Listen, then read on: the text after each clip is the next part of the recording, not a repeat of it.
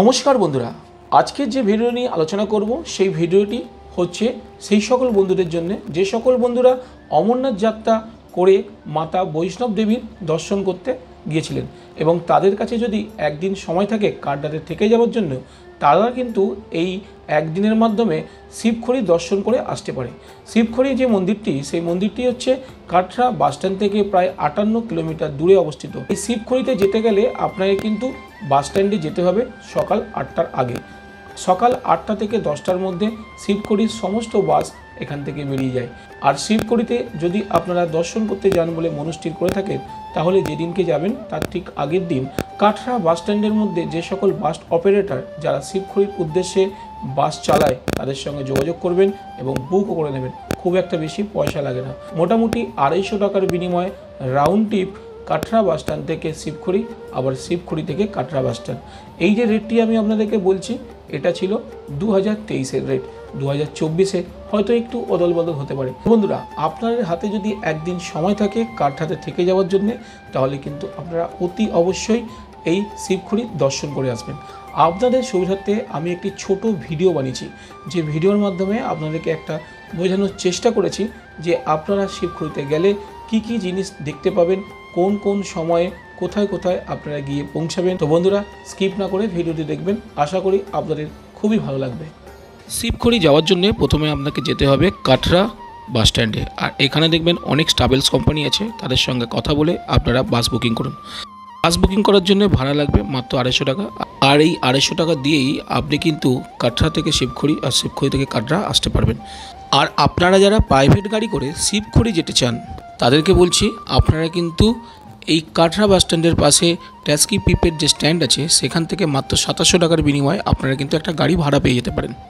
আপনারা যারা শিবখড়িতে আসবেন তারা কাটরা থেকে সকাল 8টা থেকে 10টার মধ্যে বাস পেয়ে যাবেন। আর টোটাল ডিস্টেন্স হচ্ছে 58 কিলোমিটার, মোটামুটি সময় লাগে 12 ঘন্টা রাউন্ড ট্রিপের জন্য। কাটরা থেকে বাস ছাড়ার পর প্রথম বাস স্টপেজ হচ্ছে নবদেবীর মন্দির।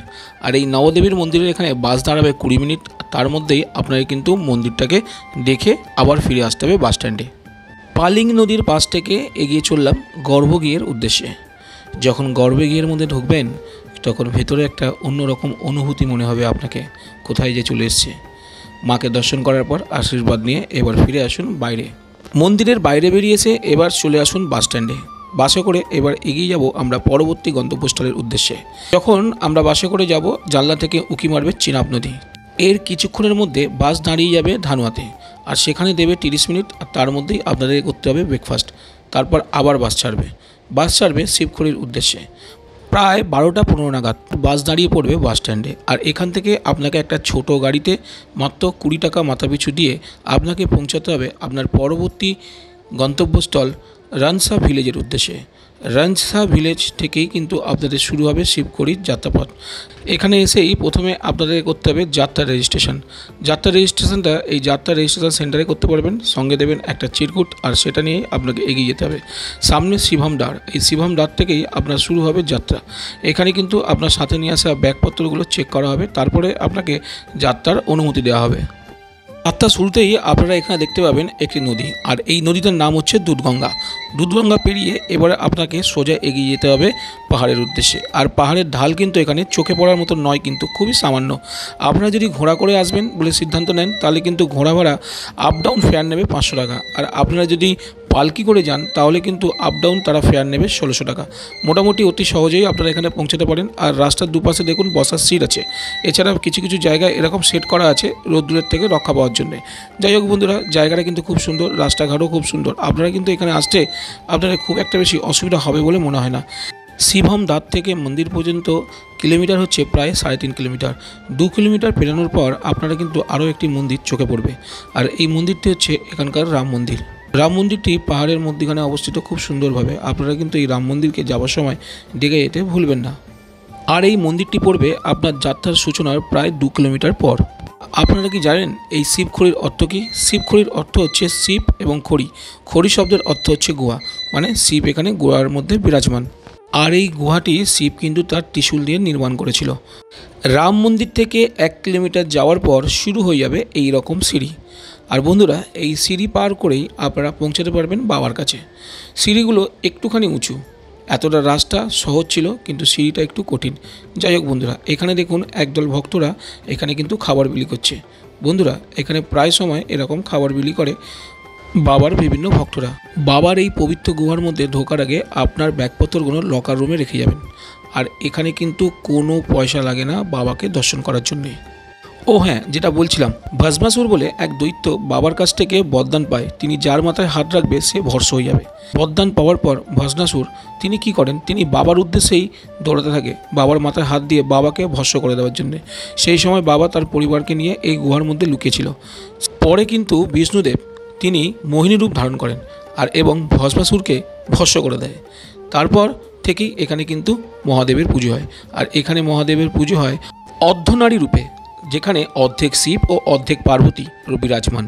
বাসস্ট্যান্ডে যখন আমাদেরকে নামিয়ে দেওয়া হয়েছিল, সেখানে কিন্তু বলে দেওয়া হয়েছিল 4 ঘন্টার মধ্যে আপনাকে কিন্তু ঘুরে আসতে হবে। বাবাকে দর্শন করার সময় আপনারা কিন্তু সেই কথাটা মাথায় রাখবেন। 4:30 থেকে 4:45-এর মধ্যে যদি বাস ছেড়ে যায়, তাহলে কিন্তু আপনারা 7:30 থেকে 8:45-এর মধ্যে পৌঁছে যাবেন আরও একটু মন্দিরের সামনে। আর মন্দির থেকে আপনারা কিন্তু কাঠঘাটে পৌঁছাতে সময় লাগবে প্রায় আধা ঘন্টা মতন। তো বন্ধুরা, এতক্ষণ আপনারা দেখছিলেন আমাদের এই শিবখড়ির একটা ছোট ভিডিও, যার মাধ্যমে আমি চেষ্টা করেছিলাম আপনাদের সামনে শিবখড়ির এই ভ্রমণ যাত্রা তুলে ধরার জন্য। বন্ধুরা, যদি মনে হয় আপনারা শিবখড়ি যেতে ইচ্ছুক, তাহলে কিন্তু অতি অবশ্যই শিবখড়ি যাবেন। প্রাকৃতিক সৌন্দর্যের সাথে সাথে বাবার সেই পরম রূপও আপনারা দেখতে পাবেন। তো বন্ধুরা, আপনাদেরকে একটা কথা বলে রাখি, শিবখড়ি থেকে যখন আপনারা রাউন্ড ট্রিপ করে কাটরায় ফিরবেন, তখন কিন্তু প্রায় 8:30 বেজে যাবে। সেই দিনকে যদি আপনারা কলকাতার উদ্দেশ্যে ফেরার যদি কোনো ট্রেন পান, সেই হিসাবেই আপনারা প্ল্যানিং করে নেবেন। তার কারণ হচ্ছে রাত্রি 8:30-টার পর কাটরা থেকে জম্বুতাবাই স্টেশন পর্যন্ত লোকাল গাড়ি পাওয়া একটু মুশকিল। আপনারা যদি সেই দিনকে জম্বুতাবাই থেকে কলকাতার উদ্দেশ্যে আসতে চান, তাহলে কিন্তু আপনারা অতি অবশ্যই একটা গাড়ি আগে থেকে বুক করে রাখবেন, না হলে কিন্তু আপনাদের অসুবিধা হতে পারে যদি আপনারা লোকাল গাড়ির ওপর ভরসা করে থাকেন। তো বন্ধুরা, আশা করি আমার এই ভিডিওটি ভালো লেগেছে। আশা করি আপনারা যদি কাটরাতে একদিন এক্সট্রা থাকেন, তাহলে কিন্তু এই শিবখড়িতে যাবেন। যদি ভিডিওটি ভালো লেগে থাকে, অবশ্যই লাইক কমেন্ট শেয়ার করতে ভুলবেন না। বন্ধুরা, যাবার আগে আরও একবার জয় বাবা ভূতনাথ, পৌঁছে যাব অমরনাথ। জয় বাবা ভূতনাথ, পৌঁছে যাব অমরনাথ। বন্ধুরা, আপনারা ভালো থাকবেন, আমার প্রণাম নেবেন।